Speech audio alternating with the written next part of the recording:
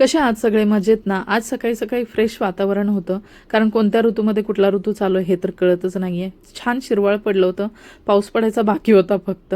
रात्री राजमा भिजू घातला होता, भिजवायच्या आधीचा कलर आणि नंतरचा मी तुम्हाला दाखवला इथं. तोच प्रश्न पडला होता. तेवढ्यात आर्यनचे पप्पा म्हणले, आज मी चहा मस्त ब्रेड बटर बनवतो, तू चहा बनव. त्यांनी किचनमध्ये एंट्री केली का किचनचा अवतार नाहीसा होतो आणि त्यात त्यांनी सँडविच बनवायला घेतलं होतं, त्याच्यामुळे मी किचनचा अवतार दाखवलाच नाही इथं.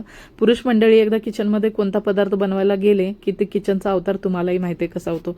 इथं आर्यन रुसून बसला होता, कारण त्याला चायनीज मॅगी खायची होती, कोरियन मॅगी खायची होती. त्याच्यामुळे माझ्याकडे त्याची काही डाळ शिजली नाही. पप्पांनी त्याला गोंजारलं पांजारलं आणि परत मला कामाला लावलं.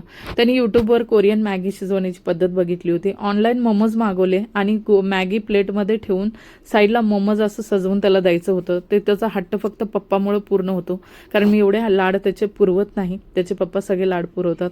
पप्पाच्या जेव्हा मस्त आर्यननी मॅगी दाबली, कारण तो खूप खुश होता, कारण पप्पा असल्यामुळे त्याचे काही इच्छा भरपूर पूर्ण होतात.